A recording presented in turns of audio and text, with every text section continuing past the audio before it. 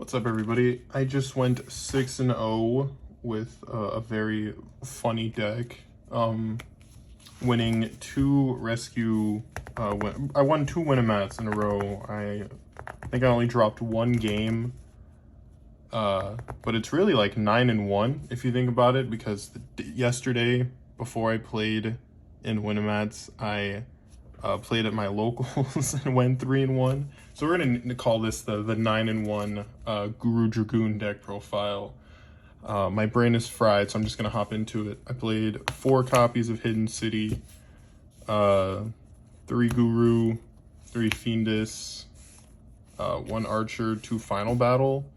I do not think these ratios need to be changed under any circumstance. I've seen people playing Umastrix. That card is bad. Do not play it. I don't know. Every time I play in like funny remote events, I'm just like, I want a deck that I can sit down and sit at my desk for 12 hours because main events are always ran so poorly. No offense to Konami by any means, but I play inside events in there because tickets and mats are value. So I don't know. Winning 2 back-to-back Winnamats, like uncontested, was very funny. But anyways, this is the Subterror package. Don't play any more than this. Always play 2 Final Battle. It comes up. Archer comes up. I don't know. It's self-explanatory for sure. The Dragoon package, pretty straightforward. If your opponent doesn't open Super Poly, you win. I don't know. Going first, like when you win the die roll, or every die roll I won, I guess I like won game 1 pretty convincingly. I don't know. The deck just like takes no brain power. 2 Lord of the Heavenly Prison. This card's nuts. I think I only ever set Extrav with this card. The one loss I had in the whole 9-1 record I was talking about was to Sprite Tri-Brigade. And that was because instead of setting... I should have set Solemn Judgment to respond to the smashers in the back row. But I set Extrav because I got greedy. And then he just smashed my normal, and it was all downhill from there. So, I don't know. It was rough. The only hand traps I played were 3 Dimension Shifter and 3 Imperm. All you need. Shifter auto wins against a lot of decks. Against here, I think Instant Fusion, and I changed Shifter because I was scared of Millennium Eyes. And he just, like, passed, and I was like, well, GG. And I was just, I don't know. Shifter is so free. I think I shifted a Flender player in the last round of the last round of the second Winnamats I won. I shifted him and he was like, okay. And then I flipped there can be and I was like, okay. I don't know. Flipping Floodgate. We'll get there. 1 Called by the Grave. This card's good. Play it. 2 Duality and triple Extrav. It's the only thing that really needs explanation is first of all, this Extrav is misprint before I get flamed for playing a gold one. Second of all, I think Extrav is unironically in a deck like this kind of better than Prosperity. Before you played Prosperity because Dragoons were $80 a piece and you couldn't afford 3 of them. But the Megatons exist and now they are $10 a piece, so you can afford 3 of them.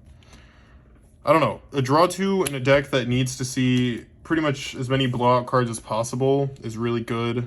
I think yesterday I opened, it was like 4 traps and an Extrav, and I Extraved into Hidden City Red Eyes Fusion, and I was like, yeah, I'm good at this game.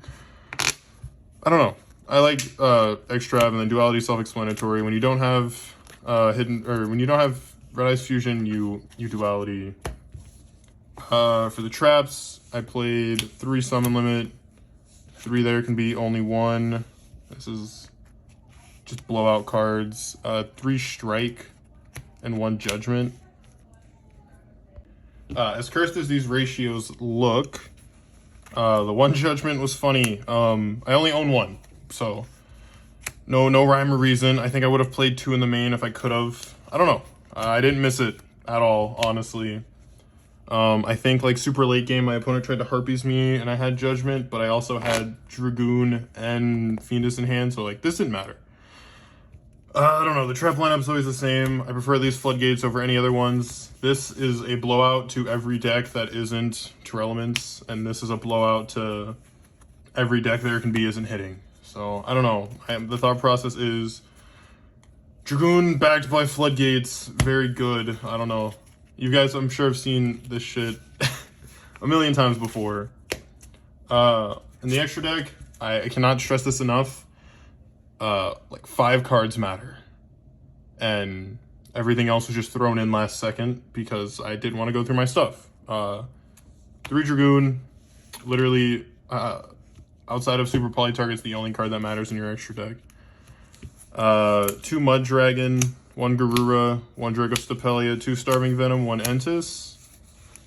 Just Super Poly targets. If I could change this wouldn't be in here. I would just play multiples of all my Super Poly targets, essentially. But like I said, I was in a rush yesterday, and this was super last second. And the fact that I went 9-1 with this list just proves how like strong it is. That none of this matters. The only card that matters in here are the Dragoons. It could be anything else in there. To prove that point, I played 2 Albion, 2 Lubellion, 1 Mirror Jade. I was initially like testing. I was like, oh, we'll just play the branded package. I saw some like profile, and the dude was like, we main deck the branded package inside the Dragoon because if you game 1 branded fusion somebody and they're like, oh, he's not on Dragoon, then they don't play Dark Ruler. And I was like, okay, I guess that makes sense, but I was like, I'm just gonna play the Dragoon. I don't know, I don't give a shit about Dark Ruler if I can back it with Floodgates, which is what I did all day. I also, against the Flunder player, I had There Can Be Only One. I had 2 set There Can Be Only Ones, and I There Can Be'd, and he Cosmic'd, and I was like, cool, Chan, There Can Be, and he was like, oh, you got it, and I was like, the side deck is pretty straightforward. 3 Dark Ruler for going second, 3 Super Poly for going second, 3 Nib for going second, 3 Anti-Spell because it's an auto-win button, 1 Feather Duster, I don't know, a lot of these cards are going second, and then 2 Shadow Imprisoning Mirror. I think my most feared matchup is True Elements. And I don't know, I didn't side it all day, I'm not gonna lie to you. I guess I sided it in against here, but I didn't see it, so I don't know. The theory behind it's good. If I wasn't playing Dragoon, maybe it's better. I don't know. I think all in all, my side changes a lot.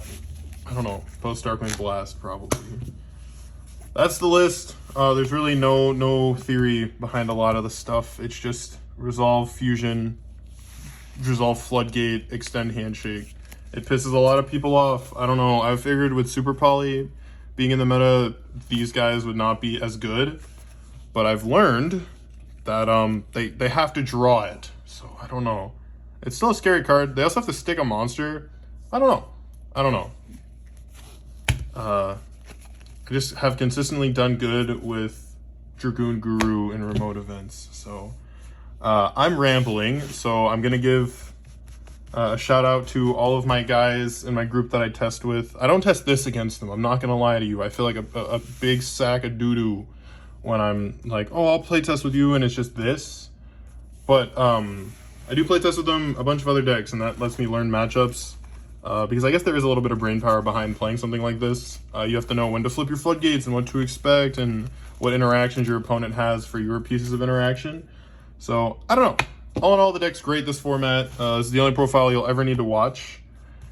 If you want more deck profiles, subscribe, like, share the video, you know, all that good YouTube stuff. I'm going to try to do deck profiles once a week because I kind of want to do Yugi tubing a little bit more. So, I don't know. I'm rambling. I've been Ari. That's been it. Peace.